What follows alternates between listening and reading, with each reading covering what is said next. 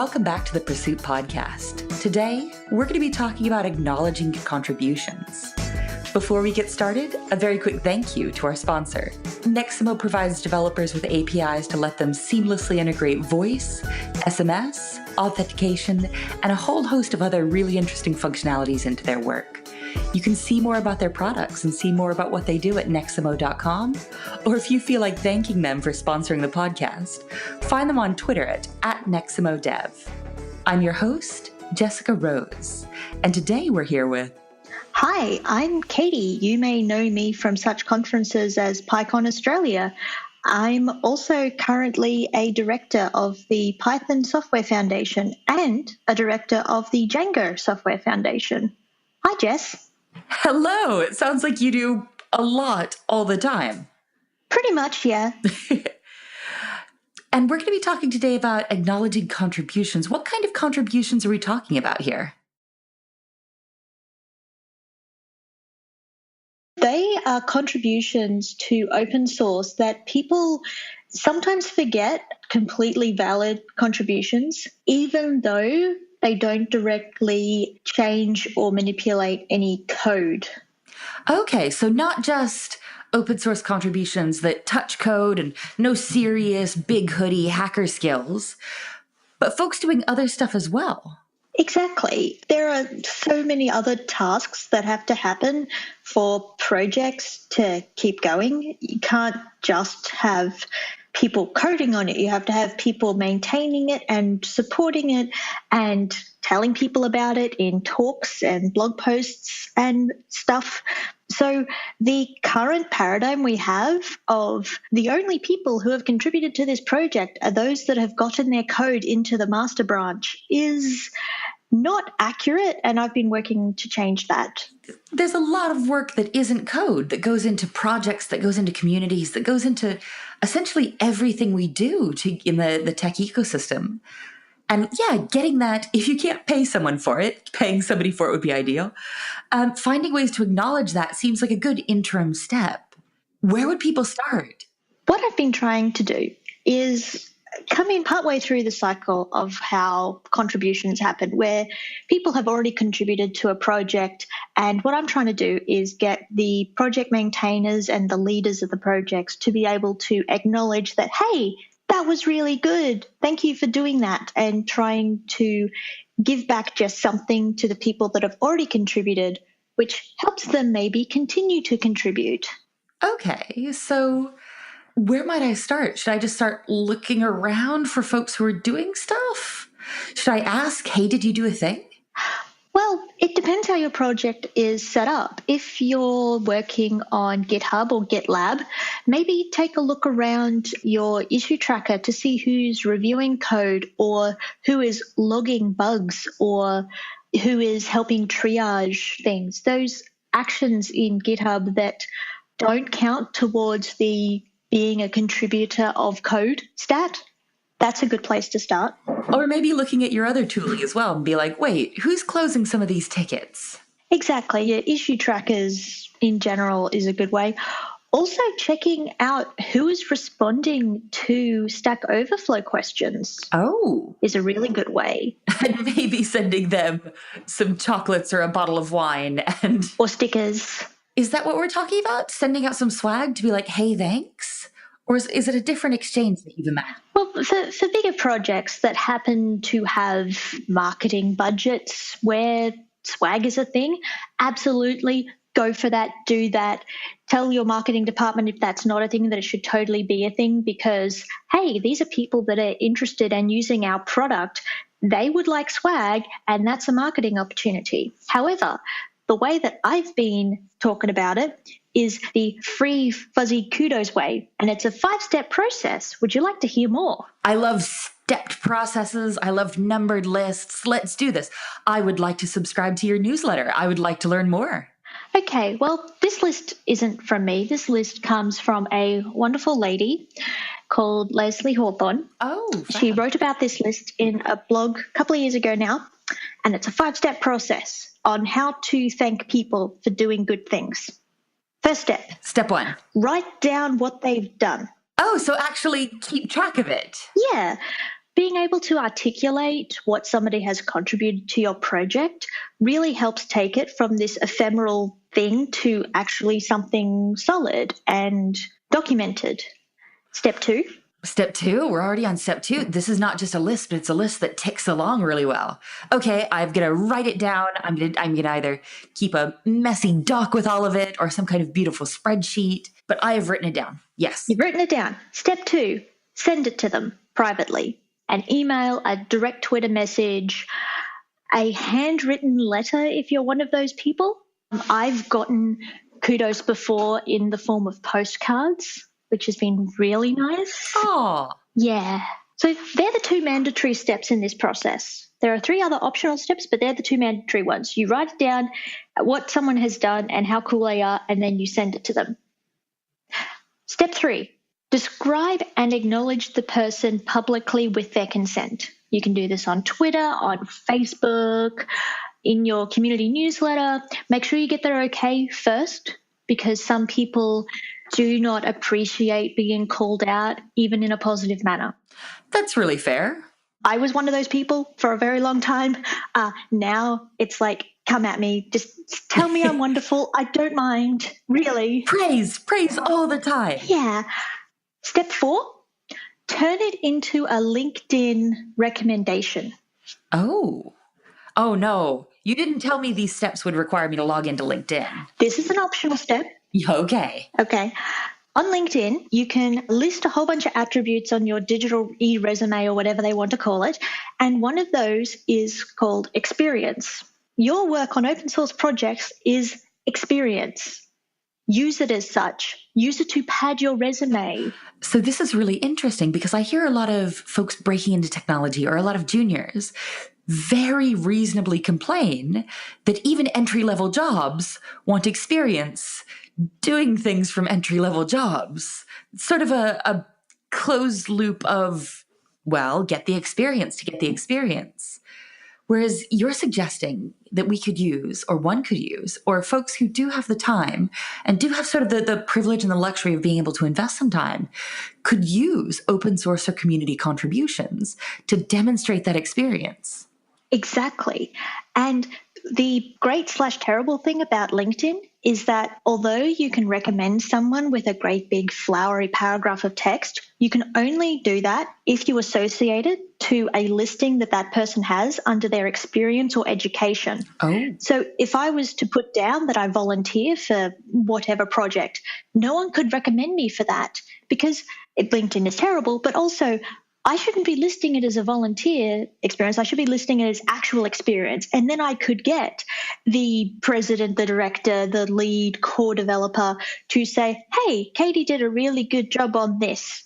And that is a really good reference to have on your e-resume.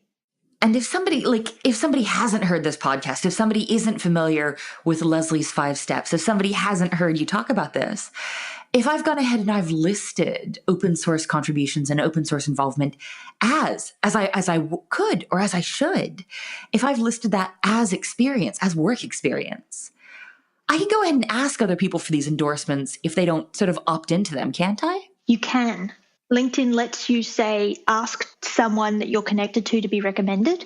You can also ask them outside of LinkedIn. That's totally a thing. But you can get people to just spend a couple of minutes just to put what they wrote in an email into this other system, and it looks really cool. Because if you get a couple of these, any potential people coming along to your profile will see, oh, okay then. By the way, there's a 5th step.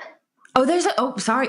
I got so excited about I got so dejected at the LinkedIn part and then so excited about this can let us sort of document real experience for people looking for work or people looking to move up that I completely was just looking on stage 4. What on earth is stage 5?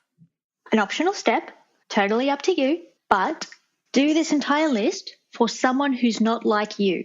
If you happen to identify as a white middle-aged male of Caucasian persuasion, do it for a underrepresented person in your community, somebody who you can see from what they've shared that they happen to be doing this as a side project and they're based out of Western Africa or something like that.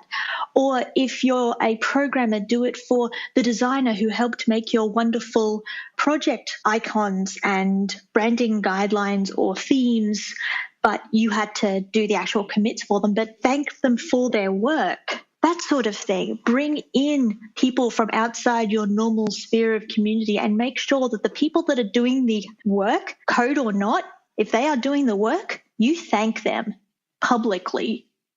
This seems fair and just and I thought so. Sort of a free market of mutual respect. I would love it if this was more the norm. I would love it if this concept started to get baked into our systems so we didn't have to do things like use LinkedIn to try to promote this kind of stuff.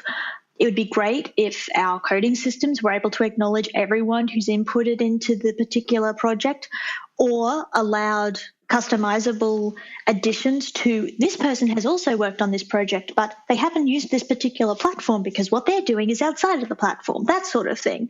It would be great if this was normalized, but the fact that I have to keep reminding people suggests that we're not quite there yet. Not quite. So I especially like the idea of looking for folks who aren't necessarily like you. I think when it comes time to recognize people, to pass out kudos, to make sure that it's really easy to go like, oh, wow, my friend right there who I spend tons of time with, they're top of mind. I have a good idea of what my friends are doing. I have a good idea of what we should be congratulating them for and what we should be celebrating. I really love that stopping and thinking about and specifically looking for people who aren't necessarily just like you is going to really require you to do a very informal and since you're using your brain and brains are like messy meat computers, very quick and messy, audit of the people in your ecosystem and what they're doing and how they're doing it. And you know what's really cool? What is really cool? I've made an app for this. Oh, I'm so absolutely interested in extending my messy meat computer with technology. Tell me about the app for this.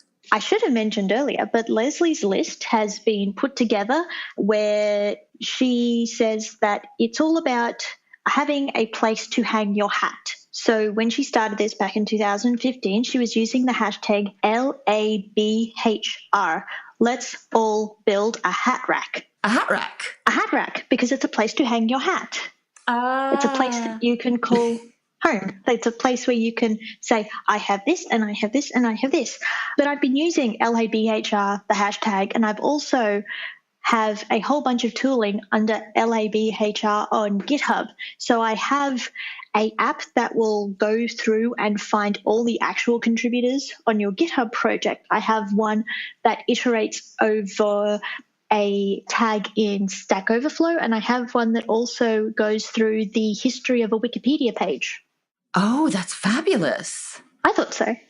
Is there some place where all these tools live or someplace we could take a look at them, aside from Twitter, which is magical and terrible?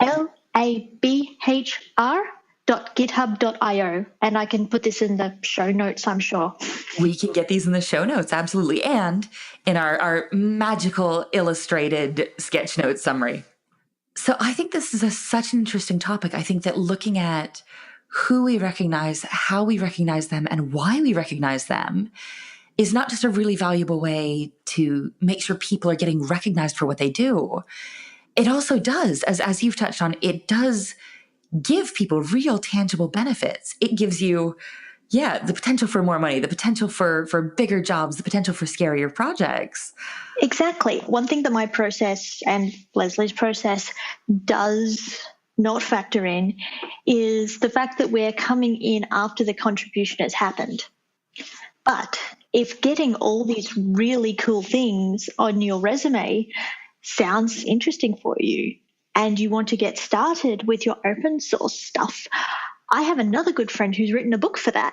Oh, what is the book for that? The book for that is called Forge Your Future with Open Source, and it's by the delightful Vicky Brazier.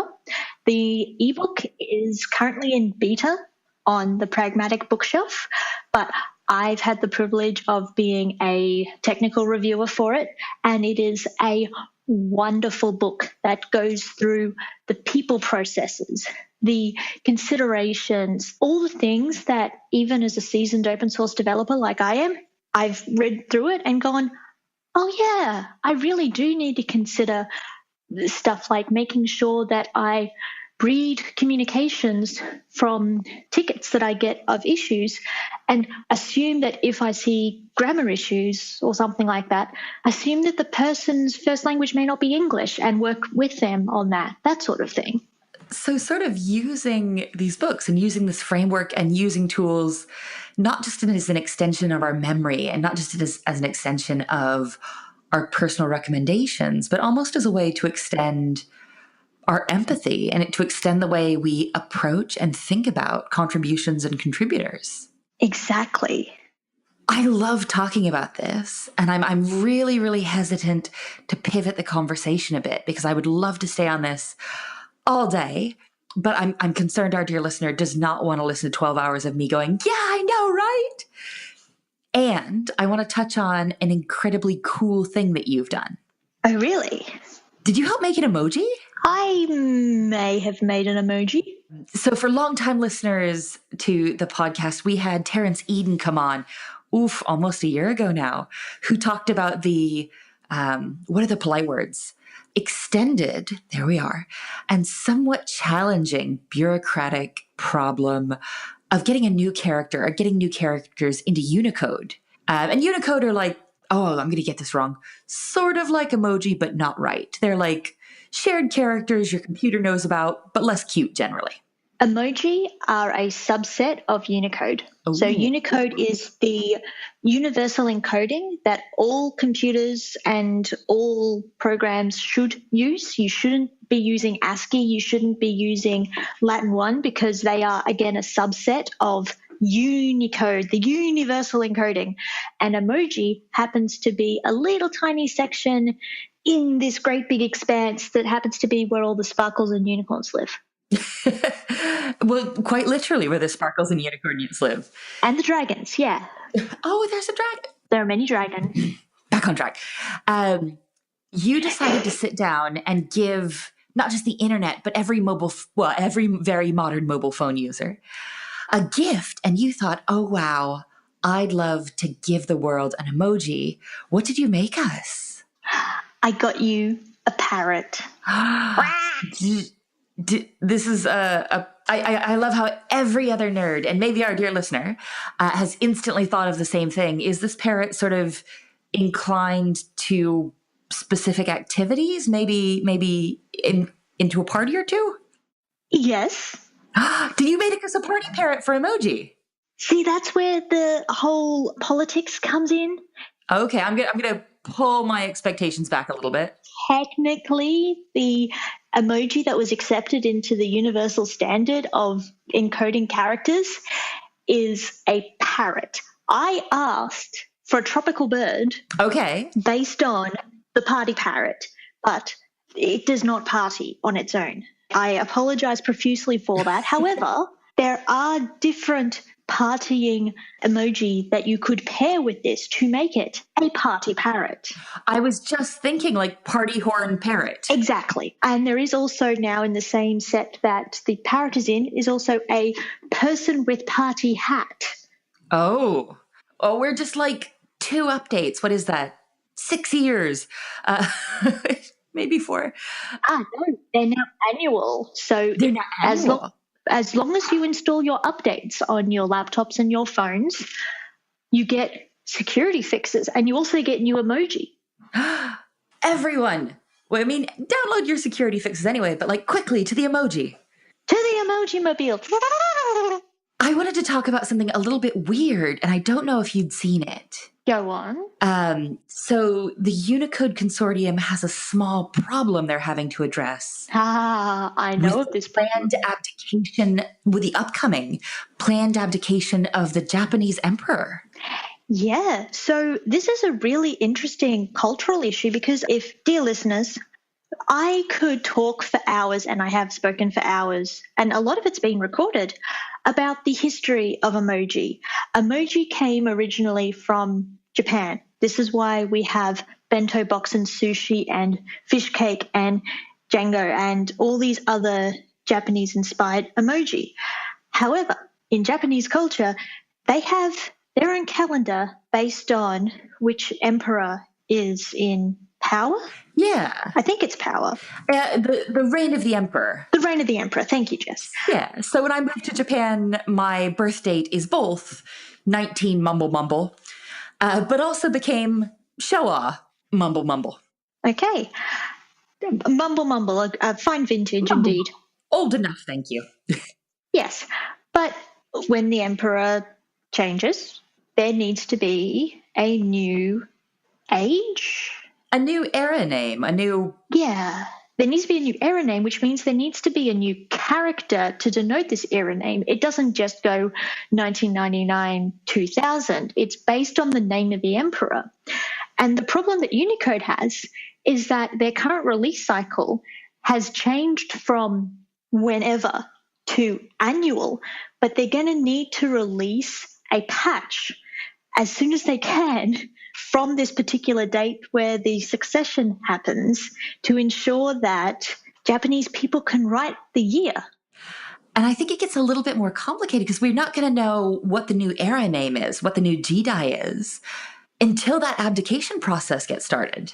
Exactly. So they're trying to work out the Unicode Consortium, because the Unicode Consortium sounds like this epic building in the middle of somewhere where it's got a great big sign on the front and it sounds all awesome. But Marble halls. Yeah, it's actually a group of linguists and people who really care about this stuff.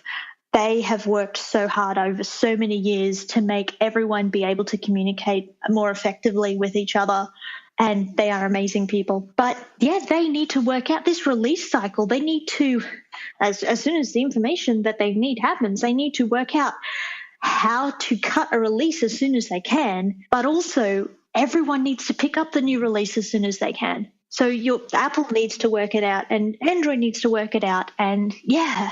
And it's my understanding that they're going to, so they've reserved a space in sort of the landscape of Unicode characters. There's sort of a grid, conceptual grid of characters and what goes where. And they've already saved an empty space to be like, okay, as soon as y'all decide what goes here, we're going to be ready to go with a tiny, tiny update. There are just over 1 million places in various planes. The basic multilingual plane is the one that's at 0.0 because indexes started zeroing computers.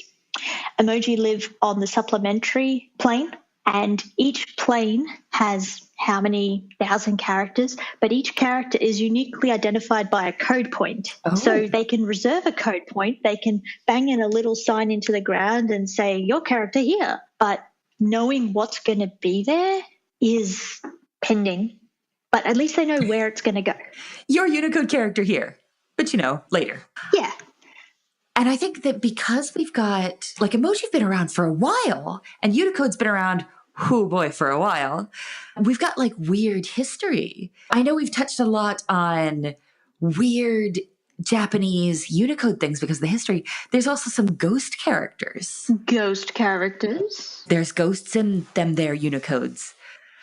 I know what you're talking about now. Yes. There is a ghost emoji, but there is also characters that were originally on the precursor of emoji in Japan on their old mobile phones and such. Yeah. Think the old AOL WAP networks, but having their own emoticons, but they ended up standardizing those across all the different platforms. Think for Western listeners, for people who were in Australia or the US, think if MSN Messenger and Yahoo Messenger and ICQ all decided to have their own emoticons, but then they ended up having comparison tables so you could send the right characters to everyone. And in there is, say, smiley face with cowboy hat, but it disappeared. Now, if you go to a wonderful resource called emojipedia.org, because of course there's an encyclopedia for emoji, you can find a list of all these characters that are available in private use space in Unicode